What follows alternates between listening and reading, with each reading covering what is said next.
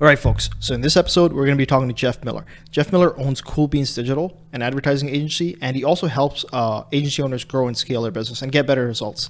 And you guys know that I love talking to mad scientists, geeks, and nerds, and that's exactly what Jeff is for the agency space. There are a lot of gurus in the agency space, all that stuff, but there's no one like Jeff. Jeff is at the forefront of innovation when it comes to the agency space. He's always innovating. He's always strategizing, and you're going to notice that in this pod. But I just want to introduce our guest because we don't do that in the pod, and let you know that the camera quality kind of sucks in this pod, but it's going to get better down the line. But aside from that, like, you got to tune in. If you're an agency owner, this is probably going to be the best podcast episode you listen to this year, and it's going to get you prepared for 2023. So tune on in, and let me know how you like it. So let me know in the comments how you like it, whatnot. If you hate it, just let me know. It sucks, But you're gonna love this one. I want to thank Jeff again for hopping on because I'm sure he's a busy guy. But what's dropped here is crazy stuff. So tune on in. Peace. Cool. Yeah. One of the reasons I want to hop on was so I've been following you for ages. Appreciate it. And one of the things I'm like very, very, it's something that you do very differently, and I'm kind of envious because I want to do it myself. Which is what's it called? Experimenting publicly. No one has the balls to do it, right? Yeah. But it's fun, And I kind of look at you as like a nerd. You know what I'm saying? That's what the glasses are for. Yeah. Yeah. So you can get into that in a second. So so I want to kind of get started with your story. Like you started in the agency world in 2017. Yep. Okay, cool. And prior to that, you were doing a six-figure job, Intel? So I worked at Intel, and I was a 3-month intern at Intel, and I just finished my first year at WashU getting my MBA. I applied for a job at Intel. They're like, all right, let's try it. And I was like, oh my God, you had no idea that I got rejected from every other job that I wanted to, but okay, fine. They didn't even know that. Let's go. And they were like, you start on Monday. So I flew from St. Louis to Portland, like with 3 days notice. And I worked there for 3 months, and it turns out that I didn't leave for 18, and I just kept extending again and again and again and again. And after a while, I got a tap saying like, yo, Jeff, like, you can't keep doing this. Like, you were supposed to leave like 3 months ago. Like what's happening? And I was like, how do you get a job for 3 months? Like, how does that, No, it's like a normal internship of like, hey, come on. Okay. Like, like an MBA rotational program. It was paid. Yeah, it was paid. Okay. And it was like a normal MBA internship program, like Lean Six Sigma operations team, like normal stuff like that. And after 3 months, like I think I finagled a way to like, let's keep extending this project. Let's find the next thing. Yeah. And I think somebody somewhere like ignored some type of box that was like, Jeff is only here for 3 months type of thing. I think they were like, all right, let's just keep extending him. And then 3 months turned into 6, turned into 9, turned into 12. And after the 12-month, I was like, why don't you just keep me, man? Like, what am I going to do? Like, it's the middle of summer. Why not? They're like, okay. And then 3 months turned into 18. And this is the phase in my life where I was like, I refused to acknowledge that I wasn't good at stuff. And I would schedule meetings with these like senior vice presidents halfway around the country and take the jet. And they're jet as an intern? Yeah. They're like, well, if you got a meeting with that guy, you get on the jet. I was like, all right. So you go and you book a flight. Yeah. Drive up. And it's this little like private airport. Yeah. And you walk in and you go like, hey, my name is Jeff. Like, here's the idea. Like, all right, come on board. You just walk right onto the plane, sit wherever you want. And it's me and like 15, maybe 20 other people. And we fly from Portland, Oregon to San Francisco Bay Area. And then you just go to headquarters, take your meetings, and that's it type of thing. And it got to a point where the people I was working with down there didn't know that I actually worked in Portland. I was down there so often type of thing. And I would read these like Harvard business case studies and Stanford case studies. And I would just learn the languaging that senior vice presidents were using and their jokes and their references, and realizing how different they were than like the people that I was hanging out with. Like when they make a joke, it's in reference to a project they had or a study they made or the Wall Street Journal headline that they discovered in their undergrad or in grad school, or like they all had that common theme. Yeah. And I just started reading those case studies on the plane and having conversations. And sure enough, like there's that CFO at Intel. I know it was him because I saw him on Bloomberg type of thing. And then you get invited to play poker, and all of a sudden you're playing poker at the CFO's house. And you're Wow. like, all right, I'll be there. You know, it's $200 a ticket. Let's do it. Fundraising charity, blah, blah, blah. And you got to find a flight. You got to schedule some fake meetings and get on a plane from Portland down to San Francisco Bay Area Yeah. and just kind of pretend that everything is cool, fine, and perfect. And, you know, you're jamming out with people that are doing like $1 million a month and just like, no big deal. Like, it's fine. Mm-hmm. And one of like the original co-founders of Intel was there just hanging out, like the whole board, the whole C-suite, like everyone that you see on Bloomberg. And Yeah. it was just like hanging out with them normal. And one of them now works as like the head of Google Cloud or something like that. Another one got poached to work at I forget who. And I don't think they are still the leadership team at Intel. I think that was 2 CEOs ago. But I realized pretty quickly there, like the language that you use and the words that you use establishes a connection to your salary when you get paid. Like if you use, and this is going to sound horrible, but language that is identified in a poor person's market or a poor man's market, that's where you will exist. And it'll be very, very difficult to break out of that. But if you use words and language of a rich person's market, it's just easier to stick around that way. And as such is the same with advertising campaigns and how you talk with clients. And I'll chat with a lot of up and coming agency owners that are like, how come I'm only doing $500 a month deals? And I'll listen to their pitch, and the way that they talk puts them in a $500 a month bucket. Meanwhile, I'll pitch the same client, land a $5,000 deal, and everybody's like, what are you doing differently? I'm like, it's the same exact thing, man. Like, but the way you talk has a direct connection and correlation to the bucket that you're in. And it was the same way at Intel. You'd have the smartest engineers in the world, people that are doing like double PhDs in physics and computer science that would never, ever get a promotion because they are so completely obsessed about the tech. They forget about the people behind it or the people that it serves. Meanwhile, somebody like me that's got no background is just reading HBS studies and just chatting like it's no big deal, being in the same room with people doing $1 million a month. So it was interesting, like seeing that change, then going back to my MBA program, launching my agency, and seeing the world of difference. So yeah. So for me, it's so I've never seen you talk about language in specific, in at least whenever I've seen your videos and stuff. How like, so I agree with you in the language part of things, where your language kind of allows you to connect with different peoples at different levels, right? Yep. So people that went to Yale or Harvard are talking in a complete different manner compared to like the local business owner on the corner of the street. Yep. But then there's also this idea of like, if you talk at like a fifth grader's level, you'll be able to connect with everyone. There's this thing that people say. So which one kind of is it? So that's one of the reasons I haven't like publicly talked about this in depth and in detail, because they will use this skill incorrectly and come back to me and go like, oh my God, Jeff, like you said. And I'm like, Jesus fucking Christ, right? So yeah, there is an element of having to toe the line and deeply understand who you're talking to. And so when you'll talk, or when you'll see, I don't want to say Elon Musk. I hate that dude now. Too overrated. Yeah, it's just too much. Yeah. So when you see like a Jeff Bezos or a Warren Buffett or any of like those titans of industry, like the way Warren Buffett talks in his annual reports is very colloquial. The way he talks in his public presentations is very colloquial. But you and I both, that like behind the curtain, when it's him and his boys, like they ain't talking like your grandfather's like, we're just going to go, son. He's like, no, man, this is the wrong number. This is the right number. Get your shit done. I'm looking for one person to take over this like technology company, and don't dick me around. Like I'm pretty sure he talks like that. Yeah. And a lot more technical terms and whatnot. Correct. Yeah. Like book value and stuff like that. So that's a fair counterpoint. Here's what I've discovered is that when I'm in the room with a client that's doing 15 to 20 I'm trying not to give away the name, medical research randomizations every single week, the language they use matters.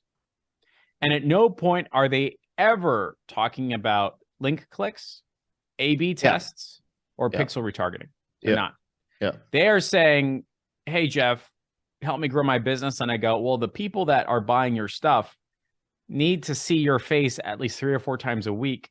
And we have strategies and actionable, executable stuff that my team has been doing for years that can make sure that the people who are paying you money remember you long after your salesperson leaves the room. Yeah. So that using that language like salesperson, reminders, and strategies, execution, and more importantly, randomizations, that makes my medical research client go like, oh yeah, man, this guy gets it.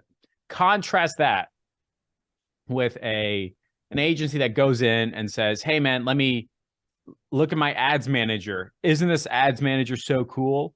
Look at all the automations that I built. This is like so exciting. Let's run a lot of split tests.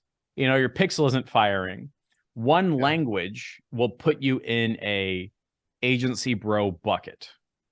Another language will put you at equal level, if not higher than your client. And so having that understanding matters. If you're talking about, hey, Jeff, write an email that's going to sell a $97 product, you and I both know who that appeals to.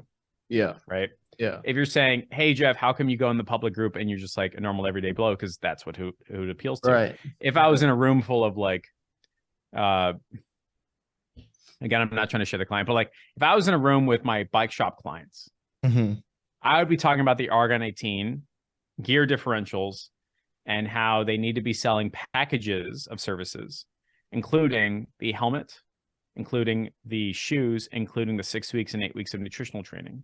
So I'm using their language. I think what ends up being misinterpreted is that 6th grade versus 3rd grade versus college versus all that. I think that's the wrong bucket to be in, right?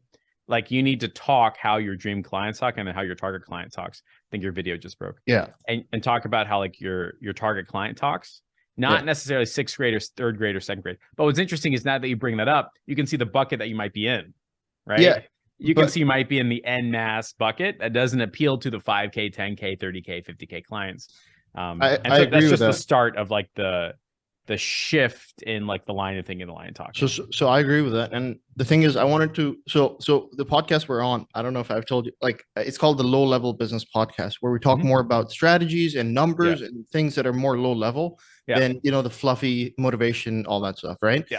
So this is great stuff. And I wanted to dive more into strategies, but because we're on this point and on this topic, I agree with you on what you're saying. I know that, you know, the conversations that are being that people are having at a higher level where you know, if I'm VaynerMedia and I'm going to Coca-Cola and talking to them, they're not talking about pixels, right?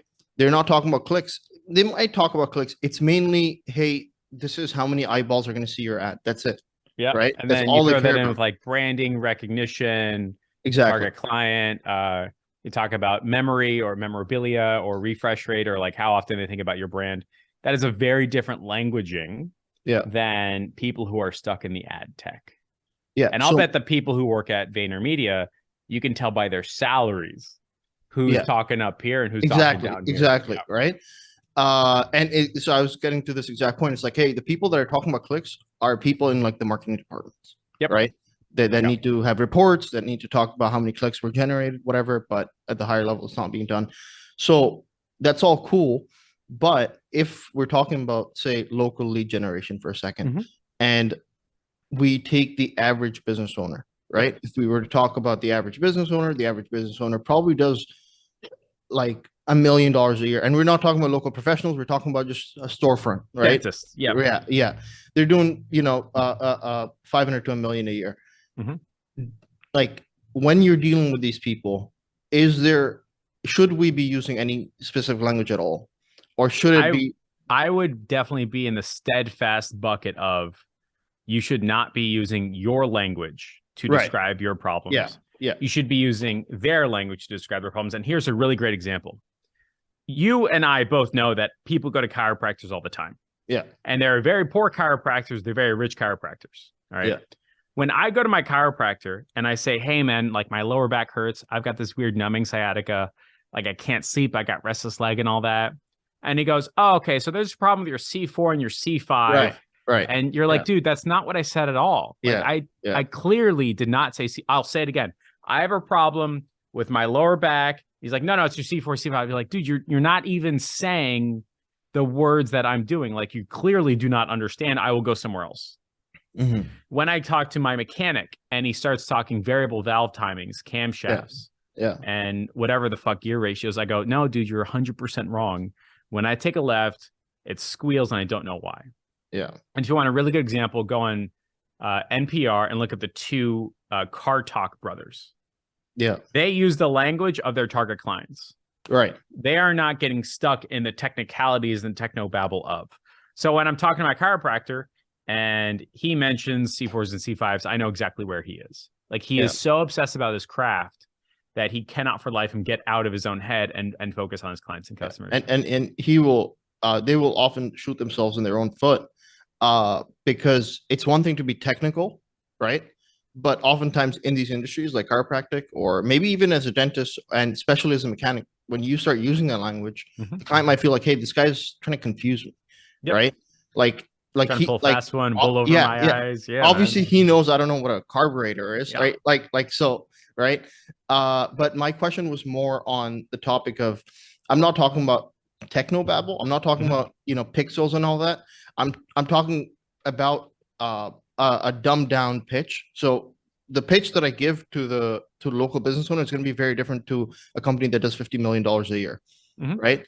So the one that I give to the business owner is going to be more along the lines of, hey, want more customers? Hey, you can pay me and I'll get you more customers by getting in front of people.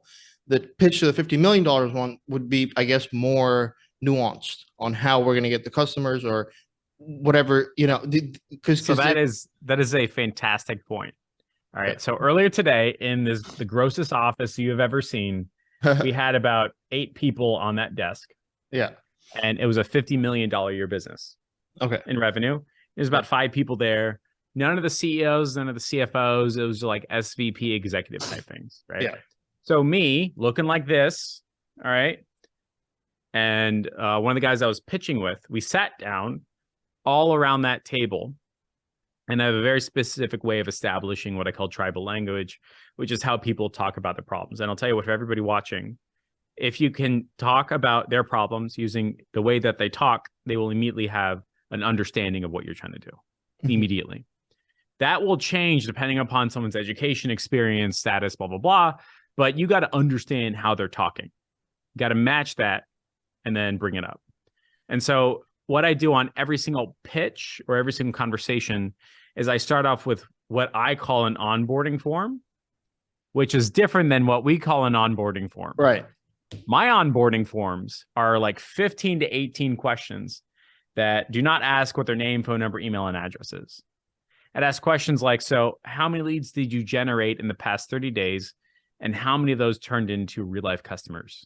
And they answer it. I go, is this like a feeling or is this like you got like real numbers on it? And they answer it. I go, okay. And how many of those over the next 180 days upgrade and come back and buy more stuff? Of the remaining difference, how many of them have been followed X number of times with automations or manuals? How many people know, like, and trust your deeply rooted soap opera sequence of a story? And then we start asking like those questions that are kind of like off the wall, but once you realize like this stuff really deeply matters quickly. And then as they answer, we have their answer written down, and that's how I pull out their language. So the people here that run a $50 million a year business, which is like absolutely fantastic, the language they were using was not clicks, was not ads managers, was not automations or Zapier, was not GHL or CRMs. It was, hey, man, I have no idea what I don't know. Like the questions that you're asking seem like we should have access to this. And I guess somebody in my company does, but if it's not me, then it doesn't exist, right? So what ends up happening from there is I say, all right, I definitely understand the problem here.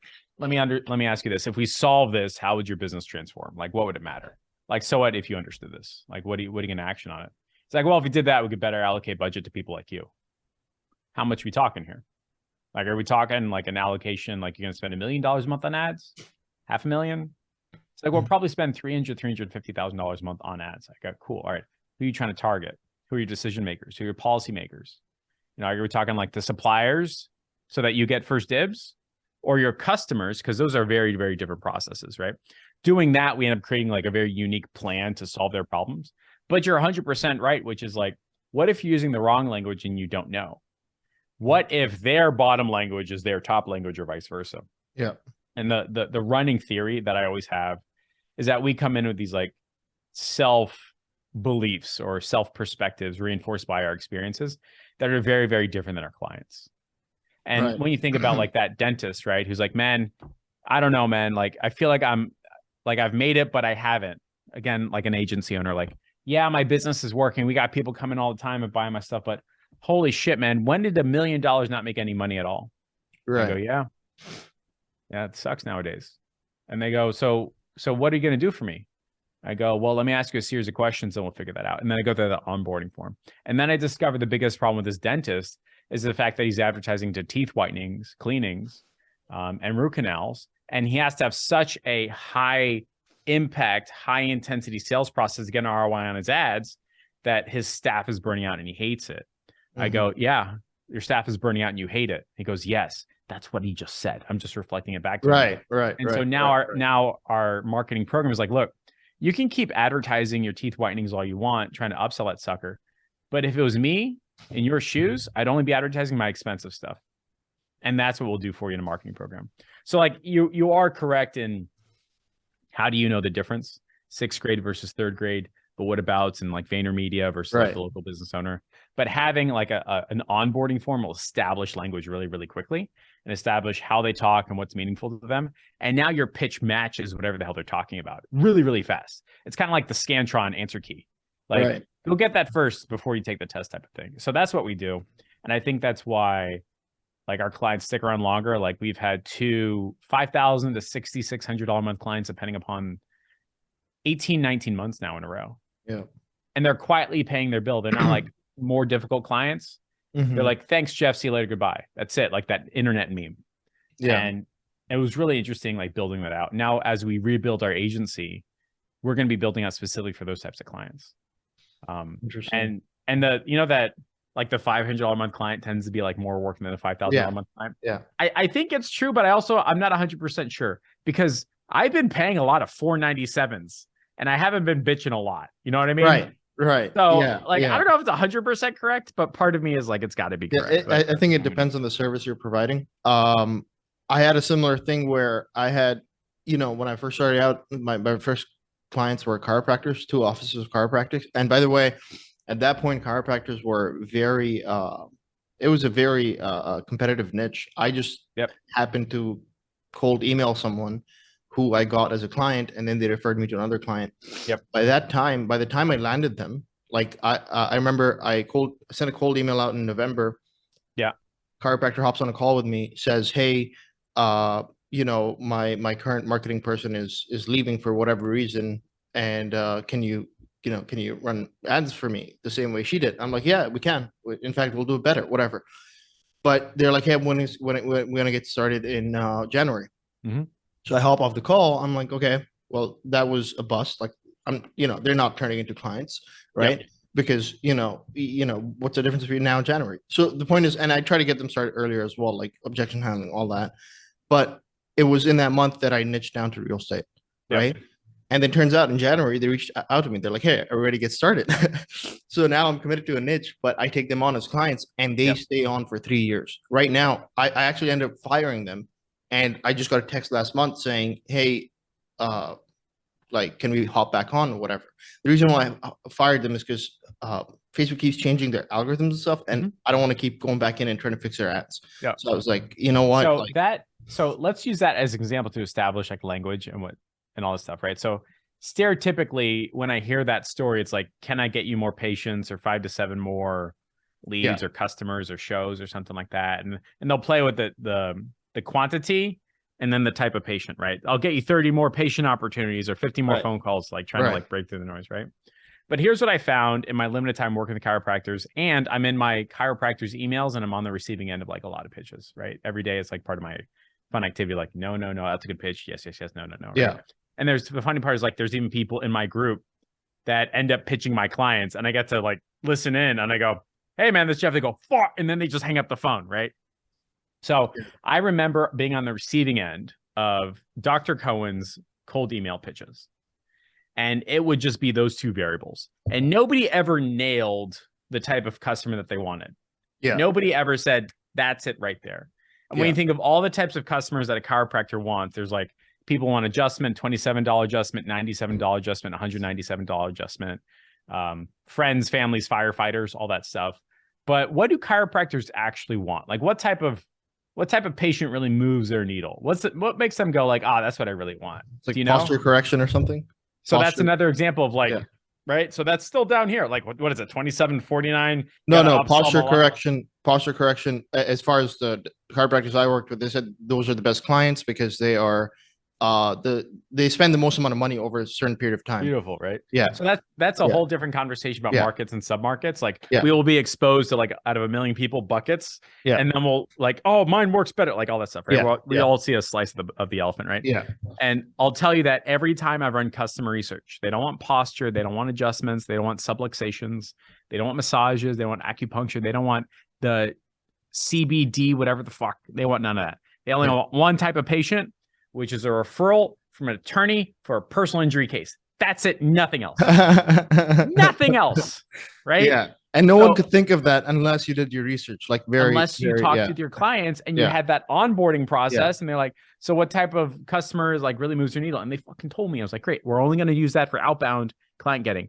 Hey, chiropractors, can I help you get more personal injury clients? Right. Or more accurately, by the way, they actually don't want those. They want to meet the referral people. So like, hey, chiropractors, can I introduce you to 5 to 10 lawyers in your area that may want to send you personal injury referrals? Very interesting. Right. Yes. Okay. Right. So that's the difference between language. So like in the US, if you're doing posture corrections or massage acupuncture, your client is going to go, most of them make is $49. That's like low dollar language. Yeah. Right? But if all of a sudden I'm changing my language to personal injuries, they're running over themselves trying to pay me money. Dentist, another example, teeth whitenings. What am I going to make? $49, argue about 500. Yeah, you want some dental implants? That's $3,000 minimum. Yo, let's get some all on fours. Let's boogie. You want some prepaid? You want some like pre-qualified all on four patients? We're like, we call them and we get them approved by Care Credit. I'm in. So that's an easy way to like just move up quickly. And once you nail that, the product, all of a sudden your marketing works. Yeah. It's absolutely insane. Like when we changed that, we got flooded. Like we're going to start winding down our done for you agency. But at its peak, I think like 3 months ago, 4 months ago, we had 50 dentists. It was 15-minute sales calls.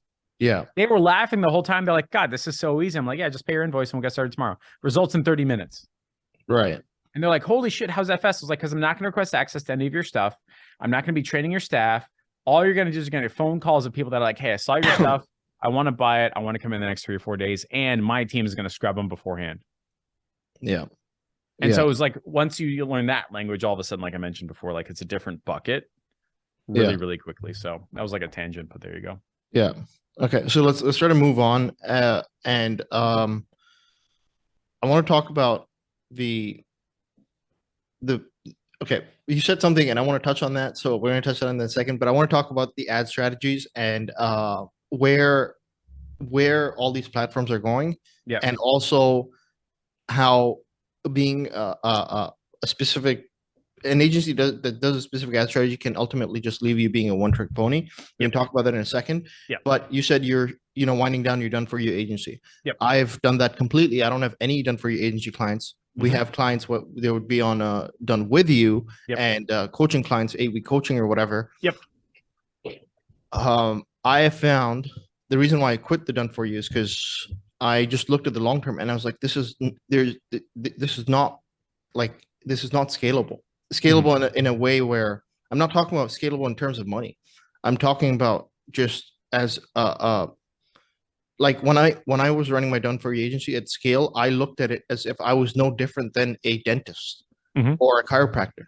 Yep. Where like I am no different than this like local business or even like an agent. It's like at some point you're either gonna move into dealing with these 50 million whatever agencies that have that care about more impressions or whatever, but the lead gen part will either keep you at a certain level or you're gonna quit it or move up to something, but sticking to it is just gonna keep you at a certain level. You're not gonna surpass a thing.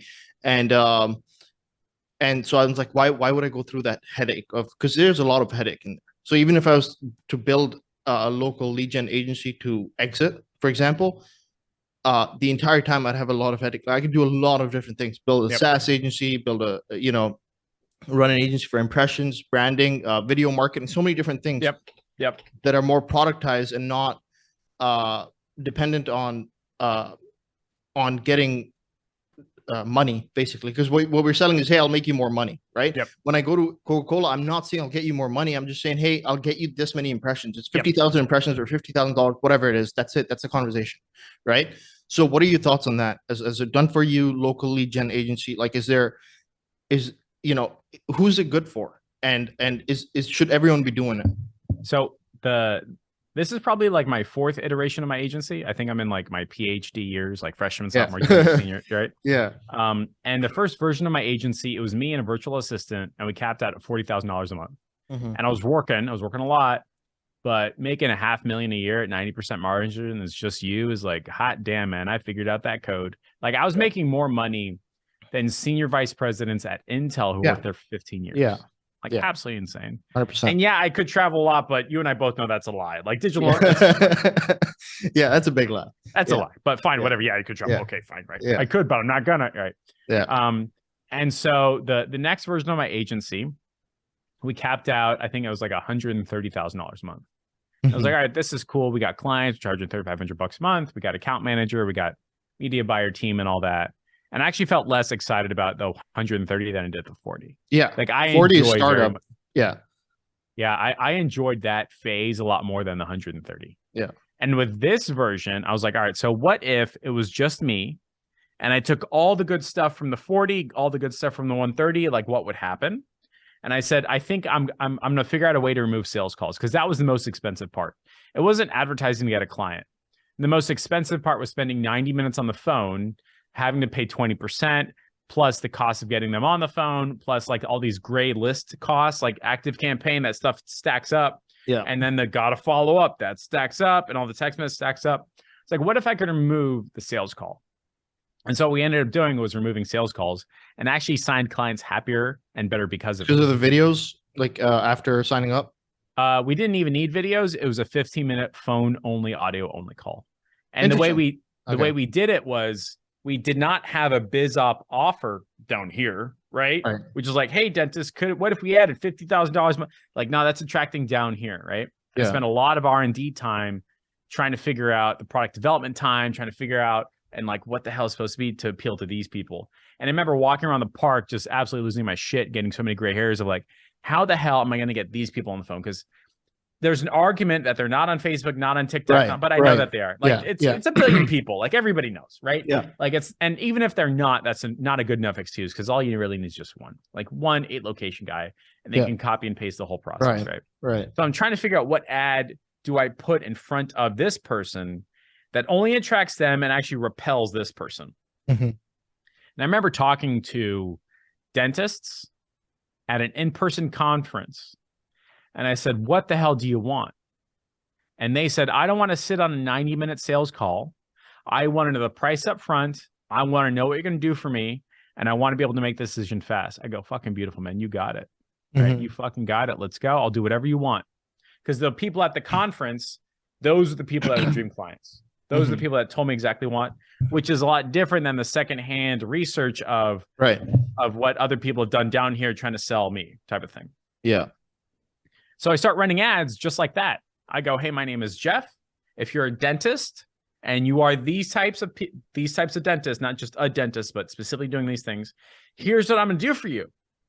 I'm going to do X, Y, Z, 1, 2, and 3, A, B, C. This is how much I charge or this number. If you're interested, call me. Schedule a 15-minute call. And then they called and then they bought. And it was the easiest sales call I've ever been on. And I'm coming from a biz op world of like, could we add $50,000 a month, blah, blah, blah. And now I'm all of a sudden in this world, which is this is what I do and this is how much I charge. And they've already agreed to hit the 3 major products or 3 major P's of a sales conversation. The first one is the product. What are you going to do for me? The second is the price. How much does it cost? And the third is the person. So do I like you? Do I trust you? Do I know you type of thing, right? And so we knocked 2 out of those 3 out of the park with the ad. And then it was a 15-minute call. And I was like, look, man, don't put 90 minutes on the calendar. It's going to be 15 minutes. Like, we're going to know if we want to do this in less than that. And the more time you spend with me is less time you're spending with that guy. And he's going to pay you 50 grand. Don't know, man.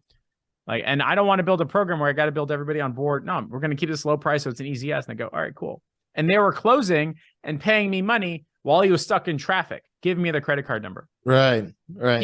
Some of them would FaceTime me as they're walking around the park, and they go, all right, so what is this? SYZ 1, 2, and 3. They're like, there's no demo. I'm like, you don't need a demo, man. They're like, yeah, we know what the hell this is. Okay. Yeah. So very quickly, just by changing my ad, I went from here to here.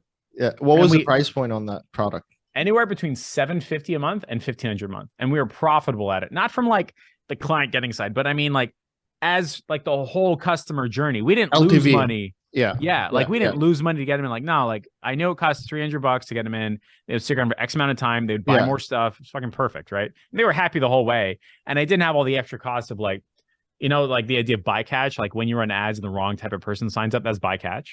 Yeah. I didn't have sales costs of 20%. I didn't have all these people in the maybe call me later type, we'll talk in 3 months type of stuff, which actually costs money and time. I didn't have them leave and come back and like shop elsewhere. None like that. Like none of the gray costs and added costs of running an agency didn't exist. So literally my agency was 20, maybe 30, 40% more profitable than everybody else at the same price point. And instead of just being more profitable, I lowered my price point so that it was just easiest for everybody. And there were some dentists that were like, hey man, I've already got 3 agencies working for me, but fuck it, let's go. And then they say like, so what access do you need? I was like, none. We already have our own assets, man. Right. We'll just send you we'll send you the people. So listen, we have 15 minutes left here. Do you have more time at all? Yeah, man, we can jam out. We're good. Okay, cool. So I do as well. Okay. So this is very interesting. And for the people watching, how important is it to get your mind right in terms of price? Because look, you're offering a 750, you're offering a 1500. There are people out there like, oh yeah, I'm going to charge 5 clients $2,500 a month. I'm going to make 12K a month. So like, can you talk more about that? Yeah, that marketing math and that line of thinking is not wrong, but it's down the wrong path. Because you're going in and saying my motivation is money. And I don't know about you, but I've never paid someone when their motivation was money ever. Yeah, right? and it's not just that. It's the money was made up in your mind. So you go into the marketplace, not caring about what they want or what the market desires to pay you. You're like, hey, I'm going to try to find a market that'll pay me 2,500. It's like, you know how hard that is? Yeah. So the practicality and the everydayness of that sentence is very, very low. And everybody starts that way because they do that future pacing, like if I could just make X amount, then I would get a Lamborghini, and then I would have validation from my parents and women, and everything would be fine. Oh my God. And then what happens, by the way, is you hit the number and you realize you've been lied to the whole time. But that's a whole other conversation, right? Yeah. So this whole thing of like, oh, I just have to go find somebody who's going to pay me $50,000 a month. You're not wrong, but you call the guy. Like, what are you going to do? You going to talk to him? Oh, well, I will advertise. And then the conversation is, I should be willing to spend at least the first month's contract to get the client. Right. So now you got to spend, let's just say your number is $50,000. You got to spend 50 G's before you actually begin to, you're really going to last. You can do that. You can spend $1,200 a day every day for 30 days, hoping, begging, and praying. And then you got to do the sales pitch. And then it's like a whole risk reversal. It's the wrong journey, right? Yeah. You're in the wrong direction. Yeah. Oftentimes people don't even consider the LTV on that client. Hey, if I just get a $2,500 a month client, you don't even know how long they're going to last. Right. You're going to work so hard to get that client just for them to hop off the next month. Right. Right. And then, by the way, since you're optimizing for the dollars, you have a very, very strong sales pitch. Yeah. Right? You're trying to like value exceeds price, which I just fucking shot a TikTok about. I was like, that's an incorrect line of thinking, right? Yeah.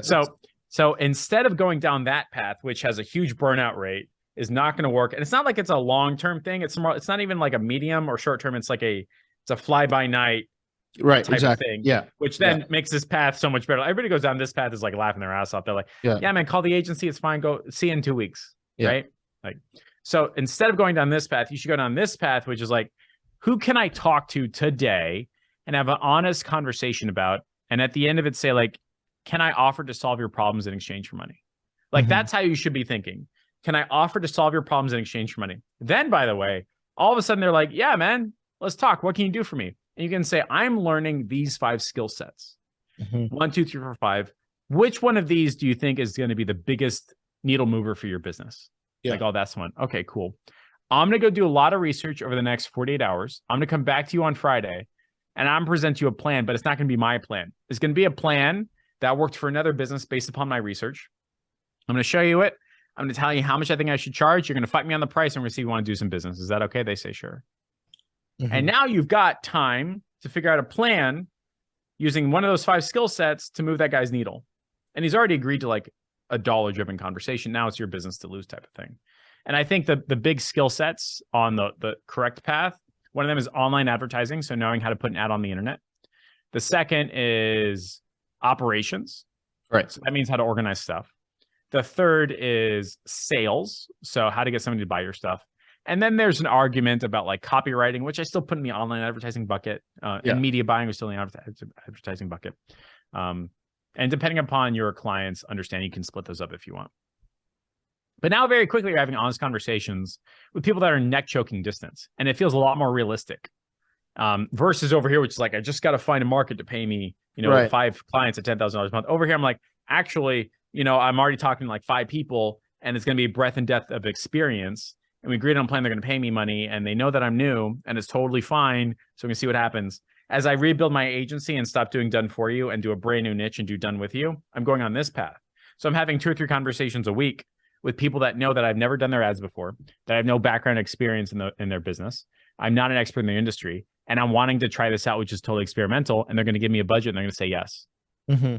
And then in 3 days, we're going to have a conversation like, here's a plan. Did you want to pay for it? So this is a lot more practical and applicable. And the interesting part is the devil on your shoulder is going to say, but I live in an area called Shit Island, which is I have no opportunity. Everything is bad. Nothing is good, which, by the way, is how most people live their lives. And that pushed them into wanderlust and to explore and go elsewhere. Like, that 18 to 25 phase of like, I hate everything. I need to go. I just need to travel. It's called wanderlust. It's totally fine. Everybody's supposed to deal with it. Yeah. The problem is that it makes your brain look at this and say there's no opportunity here, even when there is. So there's definitely some like mind play that you have to deal with. It's really hard to fight. I, by the way, left Miami for 5 years. Mm-hmm. Thinking that would never work, and all of a sudden I come back and I'm like, everything has changed. This world of opportunity, nothing fucking changed. It was always there. You just had to like fix your head or whatever. But you go down this path right here, and you're gonna talk to hundreds of people very, very quickly, and you're gonna say like, what's your biggest challenge? Like, I don't want to do X, and maybe it turns out you're talking to some people like in Miami. There's a lot of import export, and like, man, all my this is actually happening right now to my wife. All my Brazilian nut exports are stuck in 4 different warehouses, and all this COVID and rules and regulations is causing a lot of problems. Plus, there's some like international supply chain over here. We can't get the containers. So everything is costing a lot of money. And this company is probably spending $1 million a week on all this stuff. And we can't get our stuff out because nobody knows the right politician to talk to. And it's super corrupt and we don't know who to pay. Right. So could you figure that out, Jeff? I'm going to go, no fucking way. No, it's not going to happen. Okay. I'm not going to, no. Okay. So maybe that'll come up, which will be a cool story. But also chances are you're going to talk to some plumbers like, man, I don't know. I'm just trying to grow my business. I got 2 trucks. I got an employee. Can you get me more phone calls? I was like, yeah, man. Look, Google says it's going to cost like 50 to 70 bucks a phone call. I don't know if it's going to work, but you want to pay me to set this up and you just push play? Okay. Right. Okay. So I want to move on to the strategy point of things, but I just want to touch on one thing you said initially earlier on the price point thing, which I just for the audience and also just a generic thing, which is you said, hey, I pay $500 a month or $500 a month for things, and I'm not annoying or whatever, right? Yeah. Well, this idea of like, hey, $500 a month client is more annoying than a $50 a month. It's not true. Like you can have a $750 a month client and scale, and they're not going to talk to you for years. Correct. I had that with my chiropractors. They were paying me $1,000, whatever, and they would never talk to me ever. Yep. Except for when the algorithm messes up. They're like, hey, what's going on? No leads coming. But that's like with your management company of your building, or that's the plumber. Like you only call them when you're angry. It's like AT&T. Like I'm going to pay you, and out of 12 months of service, I'll be angry for 2 days. Fine. Right. Everybody gets angry at Netflix when AWS goes down. Okay, fine. Right. But nobody's calling Netflix saying, what did you do for me yesterday? Yeah. Exactly. So that's completely false. Now, on the thing of just on pricing, if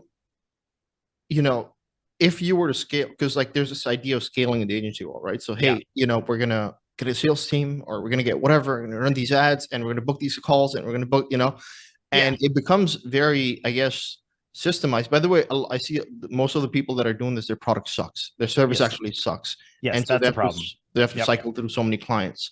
But what do you call when you're running these ads and you're getting these people? Say I have like 100 clients in my agency at $750 a month. Yep. Is it like to me, that seems like I still need to provide a lot of customer service. Yeah. Now, the thing is, I've never grown something at 750 to 100 clients. Yeah. By the way, a lot of people don't know this. There's making money, and then there's volume of customers, Yeah. right?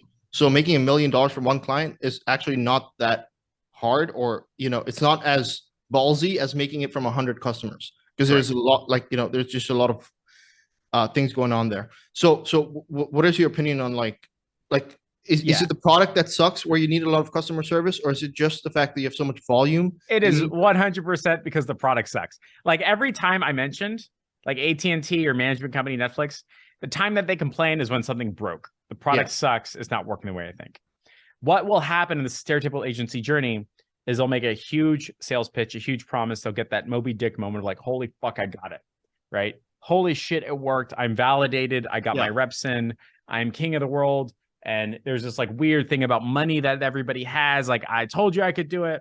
And they're optimizing for the sale, right? mhm, Instead of optimizing for a good product. And so what ends up happening is like if you sign up for Netflix and Netflix didn't work, you'd complain and cancel the next day. That's what happens. You call AT&T and the phone line sucks and the DSL sucks. You're like, all right, well, you know what? Like screw this T1 line. I'm just going to go with the land broadband. Like it's because it sucks or there's something is bad.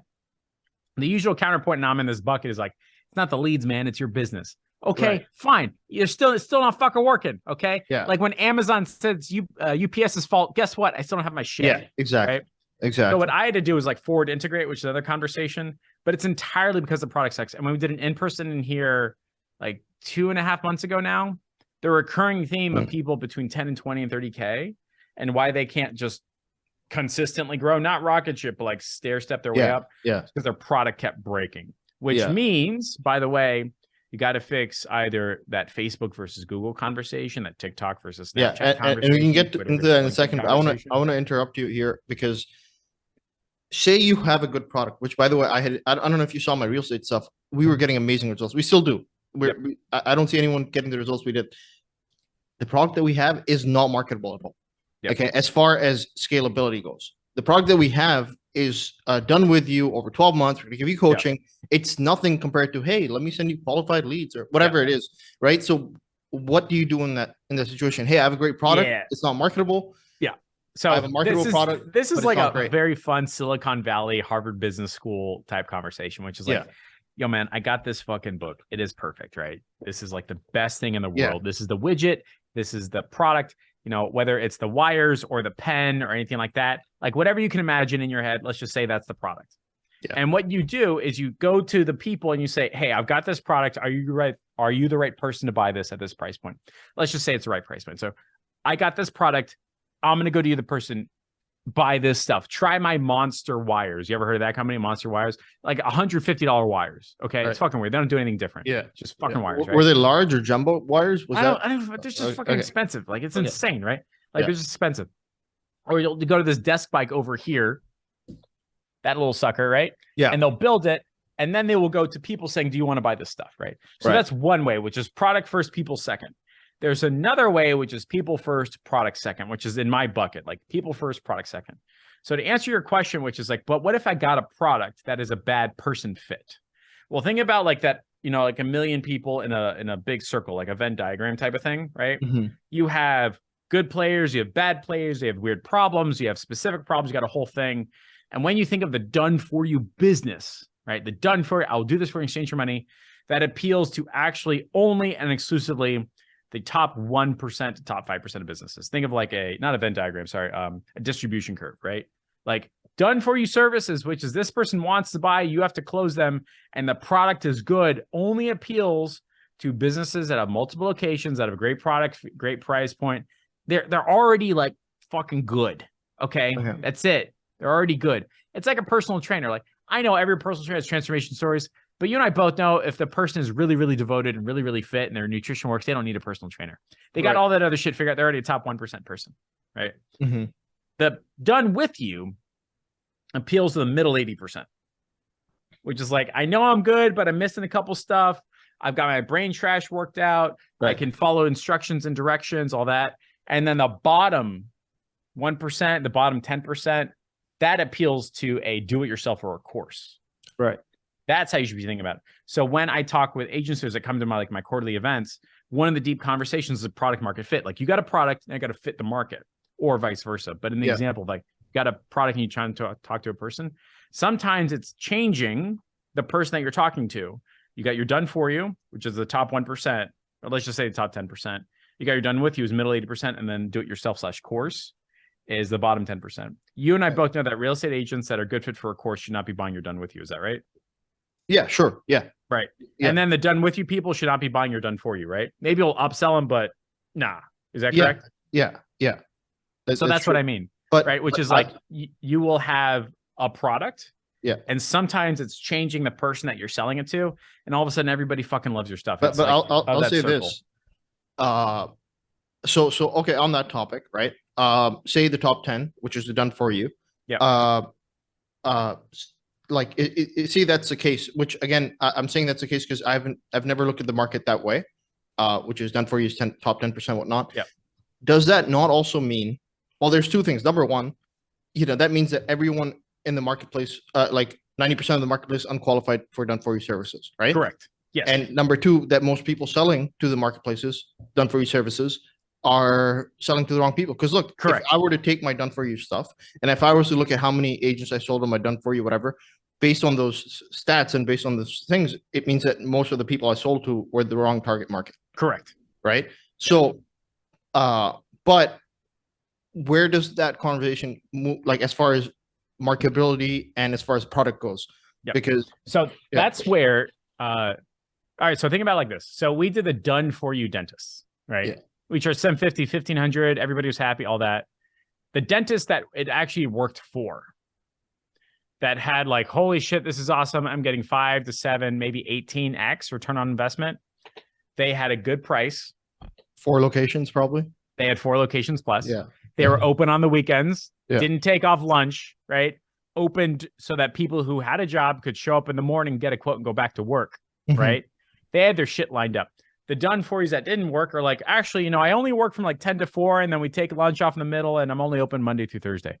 Suck my dick. Jesus fucking Christ. You want this shit to fail? Like, what the fuck is wrong with you? So that's how I would talk to them, and then like blah, blah, blah, right? Yeah. But the ones that worked had all this shit lined up correctly.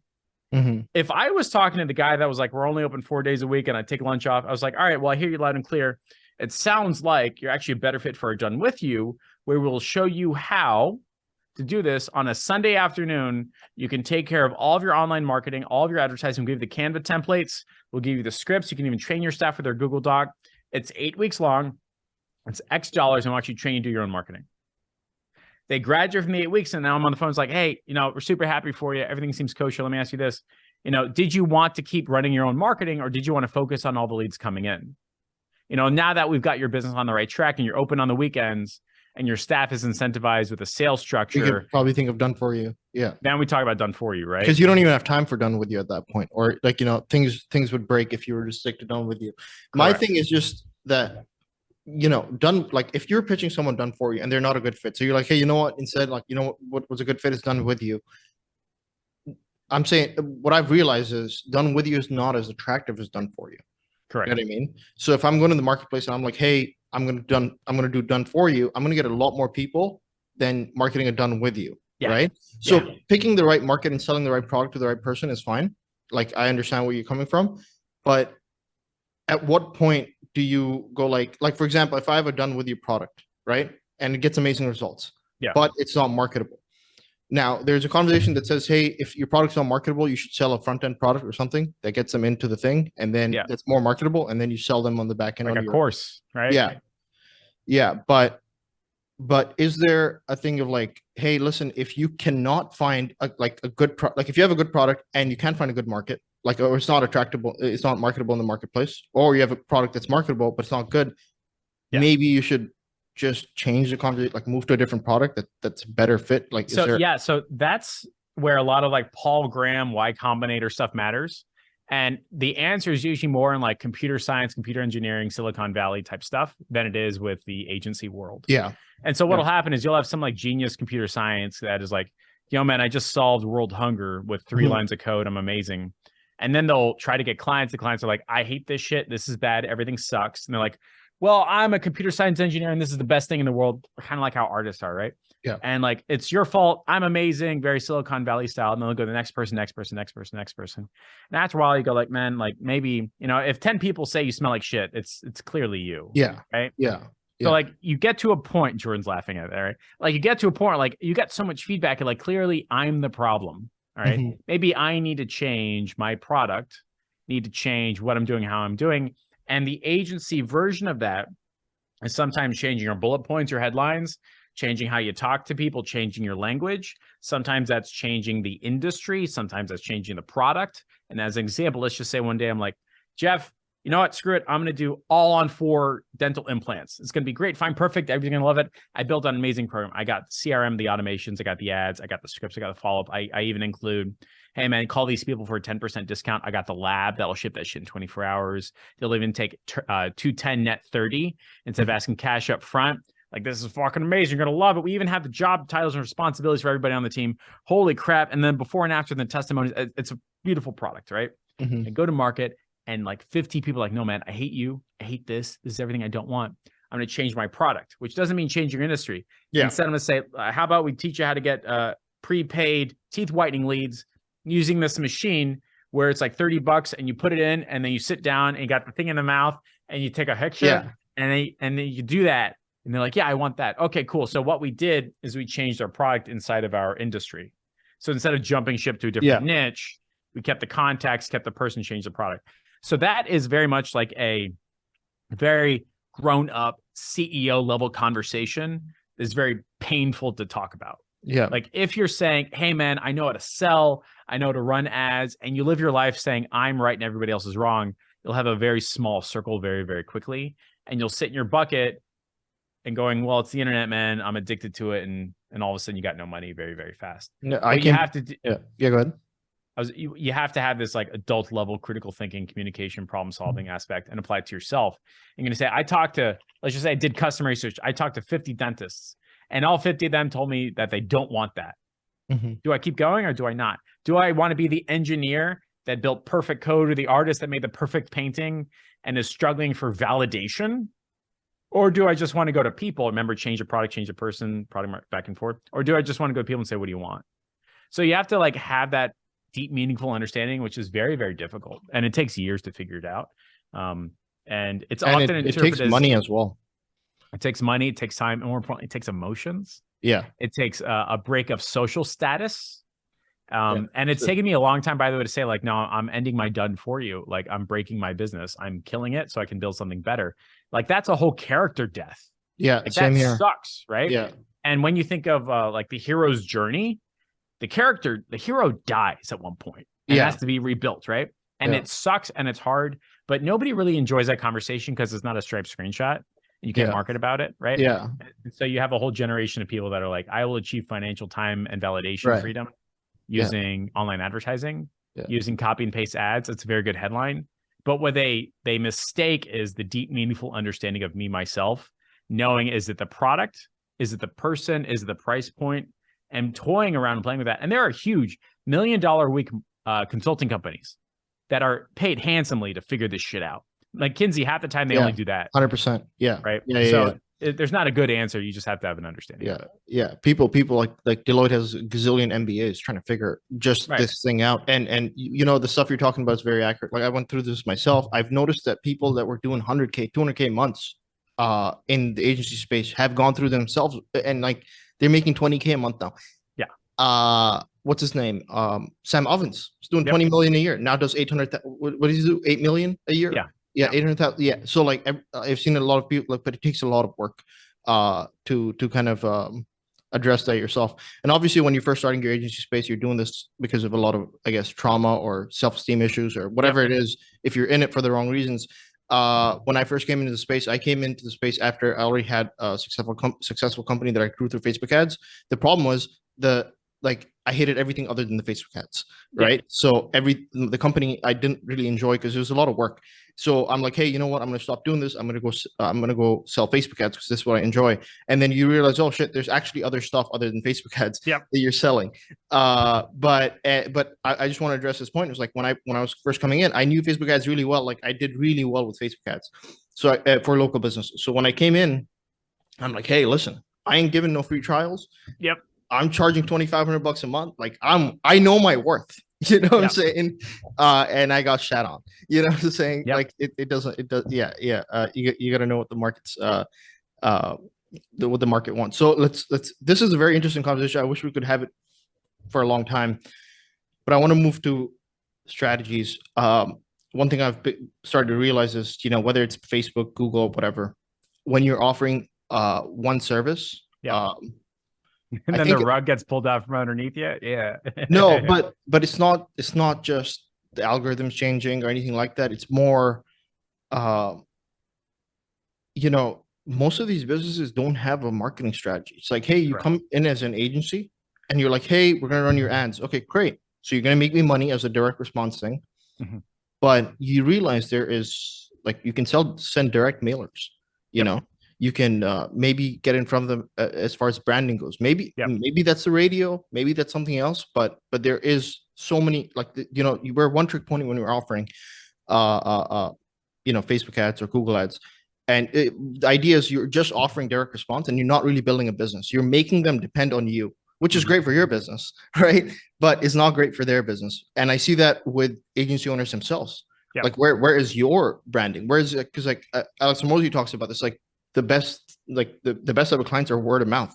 But the Yep. way you get to word of mouth is if you build it out. It's like, hey, I'm going to run my Facebook ads. I'm going to do this, to the point where I have word of mouth. I have enough clients coming to me every single day. I don't even have to care about marketing. I have to turn people away.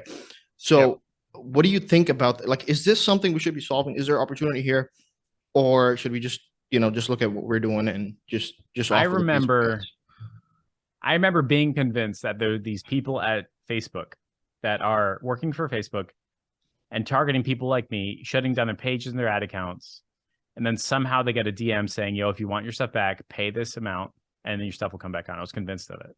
Yeah. And I didn't have any concrete evidence until it happened to me. No way. Yeah. And then I had to pay a guy $4,000. And then 15 minutes later, it was like he turned the lights back on. What? Just On your ad and account or is it a page? page, ad account, everything. What? Yeah.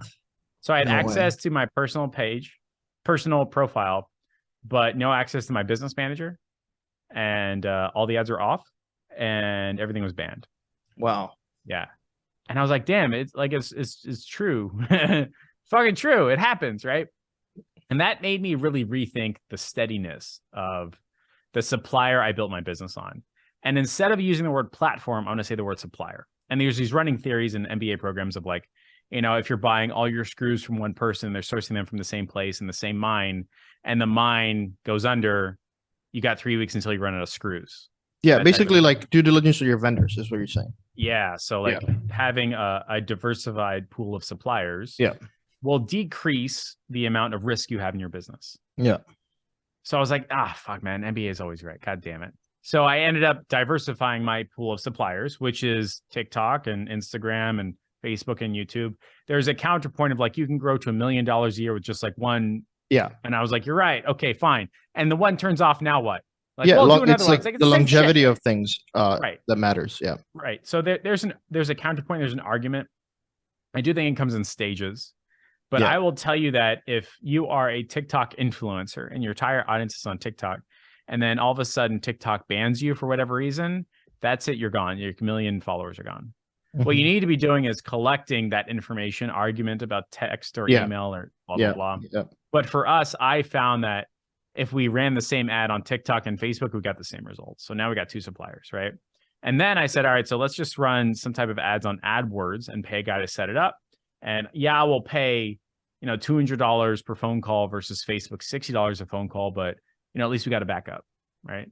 And then it's like, okay, well, let's do a YouTube video. And I know it's the same company, but okay, Instagram as well. So we have different places to pick or buy our screws from. That has smoothed a lot of things out. I thought that would introduce complexity. It did not, because we did not allow complexity to come in. We're only bidding on 3 or 4 or 5 keywords. And that's it. It's the same ad for everybody on YouTube. It's the same reels for everybody. It's the same ad. It's the same process. So the opportunity for complexity to come in was dramatically reduced, which is usually the counterpoint.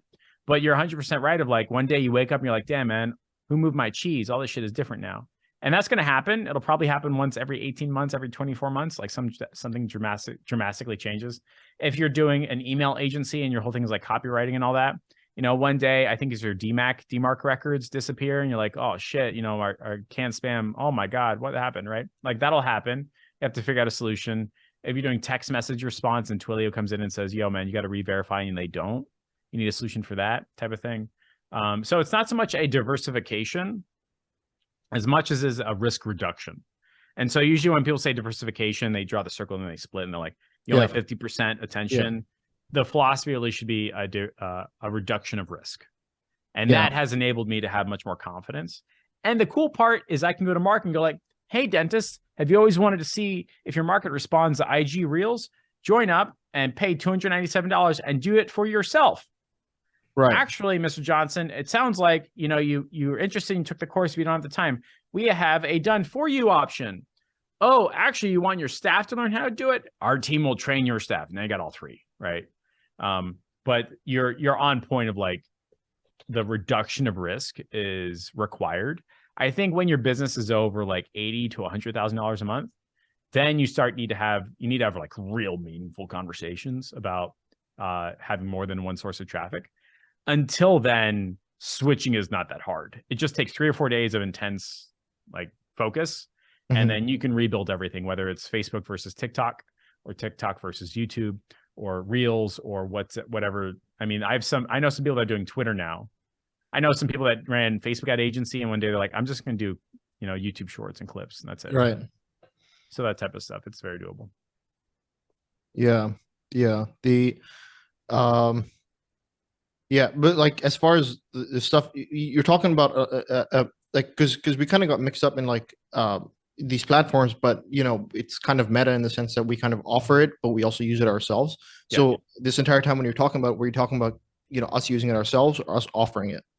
Both. Yeah. Okay. Yeah. Okay. If you are trying to get clients from the internet, you and I both know it's 3 or 4 or 5 clicks as long as your product, your person, and your price is on point. Yeah. It's the same thing you do as a service to your clients. And when you say, I only do Facebook ads or I only do Instagram Reels or I only do YouTube Shorts, there's a level of confidence that comes from saying no to a lot of stuff. But after a while, similar to what I mentioned before, you have to like have that clarity of thought and communication critical thinking of like, all right, I'm doing $1 million a year. What do I do now? Like, do I keep doing this or do I spend the next business cycle or business winter knowing there's going to be a down month, which is totally fine, and saying, let me take a step back and build out alternative sources of screws in my business? The businesses that do that once a year, takes like 2-3 weeks sometimes. Yeah. They become immutable. Like they cannot be destroyed at all. Right. The businesses that are like, no, man, I'm going to grow, push as far as I can. They snap back all the way down to their systems. And all of a sudden they're like, I don't know what happened. Like I was doing $1 million a month and now we're doing $1,200. You're like, well, that's what fucking happened because YouTube didn't like how you talked. And that was the end of the conversation. So yeah, there's always that counterpoint of like, but Jeff, what about focus? You can focus up to 50, maybe 100,000 a month. And after that, you need to talk about risk reduction. Yeah. Usually like, you start feeling the cap, right? Yep. So it's like, until you don't feel it, like it's, you don't have to kind of worry about it. That brings me to product lines. Do you think agency owners should have product lines? Because by the way, not initially to hit $1 million, like $1 million, usually just one service, marketing, whatever. But I'm talking about longevity. You think agency owners should have product lines because I learned this from Alex Becker, and we can talk about Hyros in a second because he exited, but he talks about like an ecosystem, and he says, listen, like you need to have a line of products that are more marketable than your core product to get people into your ecosystem. And then you can sell them on your core product, whatever it is, but people need to get into your ecosystem. Yeah. And the more I observed it, the more I realized like a lot of companies do this, but you just don't realize it. Like they have these product lines, which are not their core product. Like,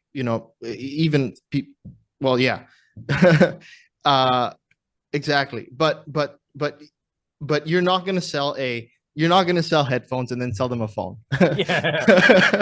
No, but they have these product lines, but they're not like when I look at people like Grant Cardone, who's been talking about, hey, you should have a massive product line. He's been saying that for years. I have these, hand, wristbands or whatever.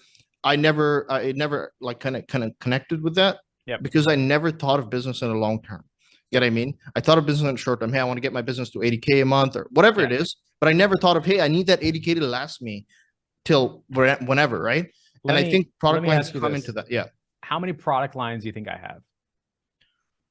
Are you talking about just in the like agency space, or are you talking about like selling It's to all the the agent? same dude. It's all Jeff, right? Right. Okay, yeah. Okay, I want to come into that. So I'm Yeah. thinking, you have at least 20 products, at All right. least if not more. I'm gonna Oh wait, are you gonna count your master classes as one product each? yeah. Okay, cool. Then way more. Right. Yeah. Okay. So what I Yeah, ended up doing is I counted yeah, how many 97s or 249s or yeah, those like little classes, right? yeah. I have 70 of them. Each Wait. You individually have 70 runs. master classes? Yeah, man. That's Each not individual. possible. You know why? Yes. You know Why? why that's not possible? Yeah. Because when I started out, right, I think it was like I was like a year in or whatever, Yeah. I discovered your master classes, and I was Yeah. like, this is the greatest thing ever. Yeah. Okay, so I started buying your master classes, Yeah. right? And there were not 70. I could not buy 70 master. If I could, I would have Yeah. bought them all. Uh, So we introduced, let me bring up off products. I think. Are you And trying to then Are you trying to share something? no, I Okay, can't share okay, this, right? So cool. I'm looking. So 1, 2, 3, 4, 5, 6, 7, 8, 9, 10, 11, 12, 13, 14, 15. It goes all the way down, man. Like it's a lot of scrolls.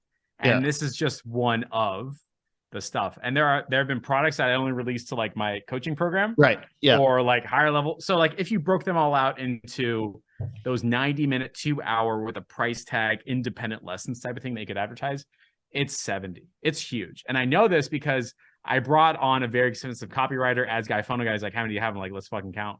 We kept going all the way down. It's nuts. It's huge, right? hmm So my mistake, by the way, is I had all that stuff in a vault and I never advertised them independently. yeah, Like I have 3 books, yeah. right? I got one of your tiny booklets in my mail. Yeah, one of these little suckers, right? Something like this. Yeah, right. Yeah. So there's 3 of those, right? Yeah. I have maybe like 15 Google Doc only with the price tag type stuff. Yeah. And so my mistake is never actually advertising them independently. So I will have these conversations like, there's no fucking way, man. Like I would have bought them. Like, I know I'm very bad at marketing. Yeah. Right. So on this topic, I really want to touch on one thing, which is when I asked you, hey, are you talking about just the agency stuff or marketing? And you said it's all Jeff, right? And this is what I want to talk about, which is a lot of people don't understand this. I didn't understand it until a while ago. It's like, hey, your business is not, there's no theme to it ultimately. Yep. Get what I mean? Like, when Coke started, it was in drinks only. Now, like, let's talk about Pepsi because I don't know about the product. Yeah, Pepsi's got Frito Lay and they do chips and they do blank and they do blank. There's no like you could even completely dispose of your core product, which is like Amex. When it started, they had like travelers checks or something. Yep. They don't do travelers checks anymore. Your business is just a business. Yep. Get what I mean? It's just a growing ecosystem in the world of other growing ecosystems. Yep. Get what I mean? And it could sell whatever as long as the ecosystem has people in it. And I guess you could put a brand on it, right? Which is, hey, this is Head and Shoulders and this is what it does, or Unilever, or whatever you're gonna call it. Yeah. Or this is Jeff and this is all his products. Like, there's no, hey, this is Jeff and he does agency or stuff. So this is a very interesting conversation. Here's the learning for like everybody listening. Yeah. Go to Stripe right now. Open up stripe.com and hover over products. Or they offer banking. Right. They offer freaking banking, white label banking. Think of like all the products you thought Stripe had. Yeah. Which is one. Yeah. Processing. Yeah. They've got like 20 different ones. Yep. What ends up happening, just like Procter and Gamble, just like PepsiCo and Frito-Lay, just like Coca-Cola, is they go, yo, let's try this shit out. There's new market research. Let's see what the fuck happens. Yeah. And it grows or it dies. Yeah. Same exact stuff, right? Yeah. And HP does it. Shopify's got a bunch of different stuff. Instacart, Uber Eats has like 12 different products inside of the Uber app. It's fine, man. It's cool. But you end up having this like, it's all Uber, it's all Stripe, it's all Jeff type of approach, which is like, it's not going to be shitty. It's going to be fine. That's why like the brand matters, not my brand, but brands as a whole. Yeah. Like you're effectively saying, not like it's going to be quality. You're relieving reasons why people are not going to buy it. It's like, man, it's not going to be trash. It's going to be fine. Right. Yeah. So, I think the idea of product is a clear beginning and a clear end and clear deliverable. It has to be a box, right? Mm-hmm. And you can have many different boxes. You can have, let's just say, PR services. You can have copywriting services. You can content leverage services. Those boxes can have words and narratives that intertwine them. You can put them together and build a program. You can change how they are delivered from a done for you, done with you, do it yourself. You can change the timeline that people use. You can change how they learn it in person or online. It's like, it's really cool seeing that, like, it's a puzzle piece and you got to match them up type of thing. But products are like super awesome because it's a clear beginning, clear end, versus like, how do you know Stripe is, you're done with Stripe? Like, is it today because you didn't process any payments, or is it because your business ended? So like Stripe as like a product will never end. It's a brand, right? Right. It's always like, it's an ass fam is always going to exist. It's a brand, but the products are the ones that have the start, the clear start and the clear end, the clear deliverable. I have so many now that I hired help to figure it out and advertise them. We did that best deal on the internet Black Friday, Cyber Monday. Like 100 and I think 70 people now have signed up. I'm like, oh, that's cool. And it just scrolls all the way down. Like, yeah, it's I want to really I want awesome. to talk about that because that's a very interesting offer. We did something similar. You might have noticed the Agency Pro Tools thing. Yep. But obviously, like I said, your master classes were your. I remember getting your TV masterclass. Yeah, but yeah. No, it Yeah, wasn't JR. man. It was Anthony. No, no Anthony. What's his name? Anthony Mann with Paper Live Transfer. No, no. What's his name? What wasn't the TV thing the guy with the gym leads fast? Wasn't it him? That was Idris with the pandemic system. No, not Idris. The gym leads fast. The guy who sold his company, Anthony. Fuck, The guy who became buff and now does UFC, I think, or something, MMA. There's so many. Dude, I don't remember. No, no, he was one of the first people that sold his agencies. I think it was Jim Leads Fast that his brand was. I think so. And Yeah. but I guess you did it with JR, and there was one person that was actually doing it really well. But that masterclass blew my mind. I mean, that in itself would just be an agency. It's like, hey, Yep. let me just help you get on TV, and it's not Yep. really that hard considering it's Right. free. Like, So here's what we did. Here's Yeah. like the bigger picture MBA thought process in Jeff's head type of thing. Yeah. What do people want? They want this thing. Okay, cool. We'll build this out. Of the three, done for you, done with you, do it yourself, which one are we appealing to? En masse, bottom tier language, 6th grade reading level, as many people as possible can purchase the do it yourself, right? So that's the combination and permutation of stuff. We could have just easily, and probably to our dismay, and had a lot less feedback like that, of like, hey, we can get your client on TV. Right. The done for you, it includes in-person flights and only appeals to the top 1%. And it has a coaching program and all stuff attached to it. We could have done that, but we made the active decision to like peel en masse. Why? Because that was your dollar entry into my world. Right. And that's why products matter. That's how Rudy Mayer, who gets credit, he got me like that. It was 97, then it was 5K really fast. And then was it like a call on the back end for the 5K or? Yeah, pretty much. He was like, hey, you bought this stuff. Like, let's talk. I think it's a good fit for you. I know you hate coaching programs. I think you want to do it done with an in-person. I was like, all right, let's do it. And so it was like 2.5 days. And I went to his office. There's like 15 people. So that was the combination permutation, which was like do it yourself digital product. And then remember the products, right? And that was a how to run ads or something like that. And then he built a narrative and a wording around getting me to the next product. Yeah. And then a narrative and wording for the next product. So that's where I think a lot of us misstep. Like this ultra detailed obsession of what part of the elephant am I focusing on? And they very often need somebody who is that visionary or that customer focus of like, how can I craft words that appeal to the right person and craft a narrative journey across all of our different products and services? And that is a whole different fucking skill set, man. Whole different. Like these people do not get along with these people. And if you're too techie, the salesperson hates you and then the customer hates both of you. They're complete different buckets, basically. Yeah. It's a whole different narrative. It's not talked about because it's almost impossible to communicate. Like, how do I tell you, like, hey, man, you're going to have to do word good so people go from one product to another? Like, what the fuck do you say to that? Yeah, but there's also this idea of some people will never go to the other product. Yeah, right? That's very true. You might, the current product that you have might bring in one person from one product. That guy might not go to any other product, but you might come out with a product down the line or service down the line that this guy will now be sold to. But now he's in your ecosystem that you can email or whatever it is. And that changes a lot of things. For me, realizing that was very big. And I think that a lot of people are stuck in identifying themselves as a certain person, As which a is product, yeah. which I'm is, the hey, Facebook ads guy. Yeah. exactly. Now my question to you on this, like, so you know how you said this is Jeff, right? Yeah. Do you think that brands are going away, and what's more effective now is personal brands, I which think is I would choose the word people taking care of people instead of okay. the word personal brand. Like everybody's got my messenger. Everybody's Yeah, got my email, right? What am I going to do? Hide behind like we're a corporation now?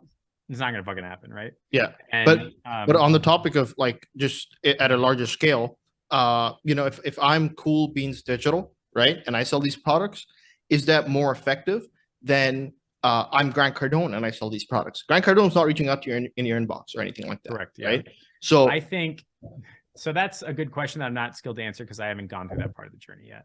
Like okay, I haven't ever had consistent $750,000 days. You know what I mean? right, I haven't built a sales team of like 150 people with an email list of 5 million.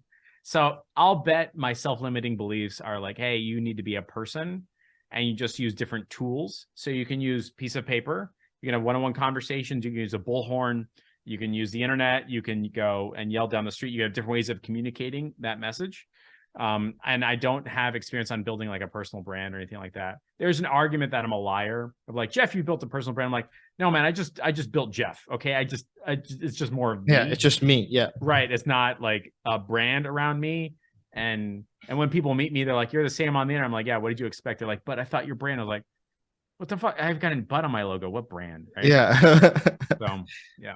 uh that's yeah, this conversation is very interesting. It's great to talk to people that are kind of at that level. If I was to talk to other agency owners, Morgan's one of my partners. When I talk to him about these Yep. things, he doesn't understand a lot of it. Get what I mean? Yep. Which is, this idea. So this stuff is great. Now, before I get into your products and what you offer, uh on, like, for example, you mentioned your dental agency, 70-50 bucks Yep. per month or whatever. I'm assuming that's paper lead or paper a No, specific guaranteed result. there's no guarantee. Okay. It is not a pay per, it's a flat rate. And the way they receive it is with a phone call. So they don't get a CRM, they don't get any text message, they don't get leads, they get a phone call. So but is it a number of calls they get for 750? No, we don't even go into that. Oh, Like they'll often say, like, so what do you guarantee? And I was like, well, I guarantee that at 10, 7 are total trash, 3 are good enough for us to live transfer to you. And usually one of those ends up coming in and you got to pitch them. They go, okay, that makes sense. That, by the way, is how these people talk. Down here, they're saying, do you guarantee me 30 shows? Because if they come in, I'm going to close them. And it's like, oh my God, like I know a bucket you're in very, very quickly. But the pitch is maybe 10 to 15 minutes. And we were closing 750s to 1500s super fast. Yeah. So the reason I was asking that is because what do you call, like that makes sense. I've seen that similar thing work with a guarantee, but it's not a guarantee. It's more like a productized service. Hey, it's 350 bucks for a person to walk into your clinic, and it's a minimum of 2 people that you can order. Right. Yeah. So you pay for that, and whether it takes me a month or 2 months, whatever it is, I get you that amount. Do you worry about competition? Yeah, all the time. But the word competition often isn't interpreted correctly. What you are competing with is not if somebody goes with someone else. What you're competing with is if someone does not do anything at all. And the biggest competition is somebody saying, you know what, I'm not even going to do it. That's what everyone loses more money to than I'm going to go with somebody else. That's usually what happens. If you think about like Equinox, there are more fat people in the United States than there are people at the gym ever. Equinox loses business not because they went somewhere else, but because they decided to not take action. So once I changed my line of thinking of like this weird friendly competition, like I know my competitors type of thing, gotta be nice, but also hate each other in business type of thing. Yeah. Once I realized like the biggest reason why I don't get a business is because that guy said, this is too fucking confusing for me, man. Like I'm not going to go with anybody. I'm going to go back to what I'm doing. Right. And once I took that line of thinking, like we had clients coming on board with our services and the other guy's services. And that's how it's supposed to be, kind of. Hey, listen, I'm gonna go with this agency that's prospecting calls, this other agency that sell me, they can get me eyeballs, whatever. Like there needs to be, it's not a one thing. It's like you don't go with one agency. I was talking to another person that runs do you know Capterra? Yeah, it sounds really familiar. Yeah. It's a massive website that advertises software. And I have a friend that works there in this, as a in the sales thing, and he was telling me how he was getting objections of people signing up to something else, and it's the same conversation, which is you sign up to everything or everything that makes sense. My question is not on a competition in that sense. My thing is like, hey, you come out with a new offer, for example. Hey, I'm gonna get you this many personal injury referrals or whatever. Yeah. Do you ever? We're gonna have fun with this. This is gonna be the last big lesson. And then I got to boogie off in like 15 minutes. Yeah. Okay, so but go on, and then I'm gonna absolutely destroy this. This is gonna be great. All right, go on. Yeah. So you're running ads, and other people are seeing your ads or whatever it is. It's when I didn't used to have a problem with this. I recently started having it in the SaaS world that I'm in, where I'm worried about, because SaaS is all about product. How soon you can come out with features or whatever. If you have a feature before everyone else, you get a lot of business that comes in, and then you can get them to stay on. So I've been like, hey, how do I do this fast, and how do I not put the word out or give ideas to my competition on, because everyone has teams and building stuff. So it's the same thing in agency space. If you're running an offer, other people can copy it, whatever. So what, do you ever worry about that? Whereas how do I send most traffic to my thing before someone else starts copying it and then convert? Yeah. So when this is a hypothetical scenario, so like give me some rope, all right? So like when you're in the plastic surgeon's office, are you really sitting there going, are they really going to fix my nose?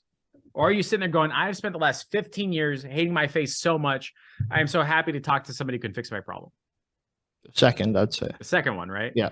And it ends up, you end up realizing that the pain of somebody is usually a lot more than the pleasure of their solution.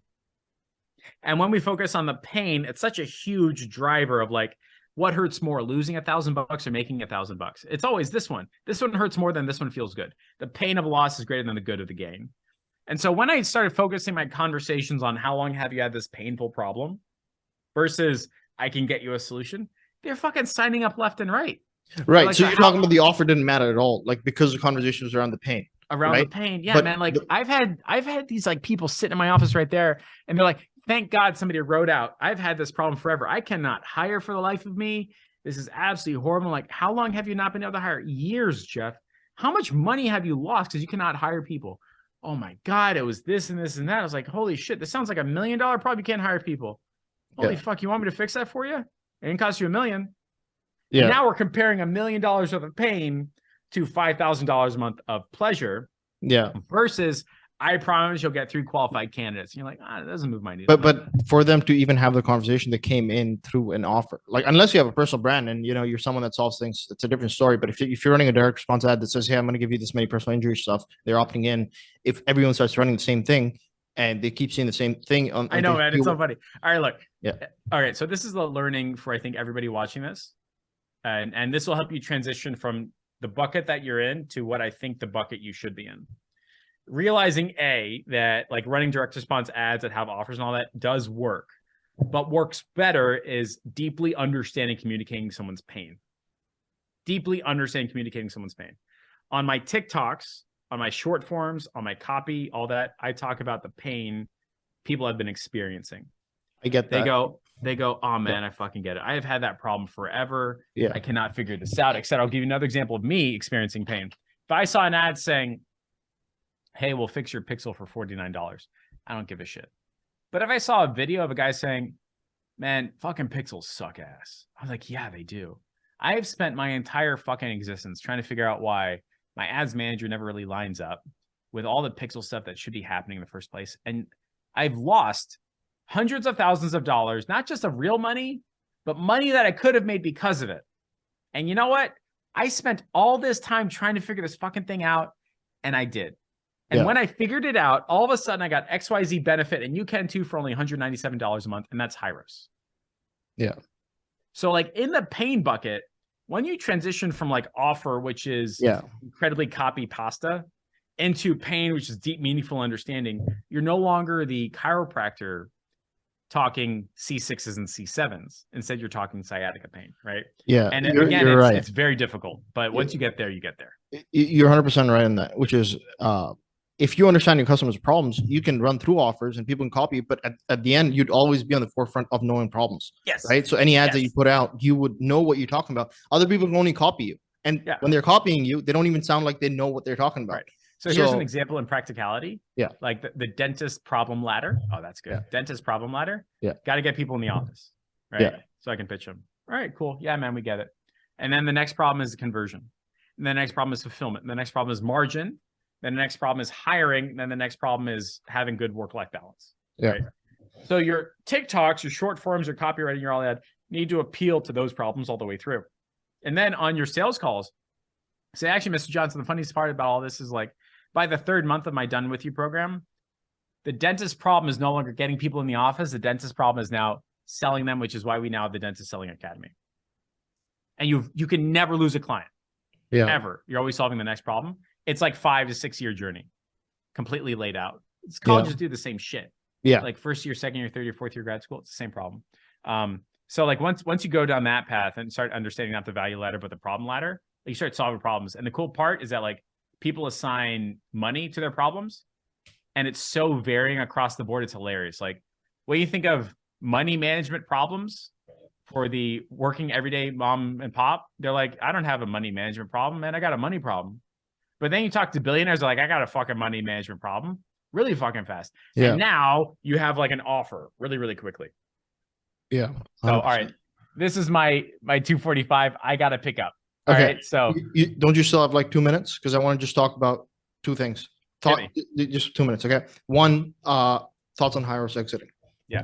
What are your thoughts? I wish, man, like that's the fucking dream. Well done for him, dude. Been following him since he built that shit from the beginning. Same. It was kind of like, I just felt so happy for him. It's like, I've seen his journey, and so it's crazy, especially for 110. He started like 3 years ago. Yeah, man. Freaking crazy. Nice. Last thing, what is your product that can help our audience out? I'm assuming agencies or owners are going to watch this one. Yeah. So you have your Black Friday offer that I'm thinking you're still running. Yeah. So if you're an agency saying, how do I go from 0 to client for $49 a month? Maybe it's $97 a month now, because like we do tiered pricing based upon people in the program. I will show you how to do it, complete with ads, sales scripts, follow-ups, all that fun stuff. It's easier than you think once you know. It's like IKEA instructions. Like once you have the instructions, it's frustrating, but you can do it. Same exact thing. Beyond that, if you're looking to go from 1 client to 10, we got a program. From 10 to 100, we got another program, in person and online. But the whole part is that you need to be around the right people. And you can start that journey if you go on Facebook and you look for Facebook ads, agency scaling secrets. I'm the only group with a bot on it. It's a darn good time. We got lunch and learns, or you can Q&A, ask questions. The tribe is pretty cool. And for me, getting in the right room is what mattered. And I think the Facebook group is the first step. Yeah, that's a very valuable group. Helped me out a lot. Yeah. So we'll put a link to the group wherever this gets posted. And anything else at all? That's it, my man. Go make some money. Awesome. This was a great interview. It's very valuable. So I'm going to stop here.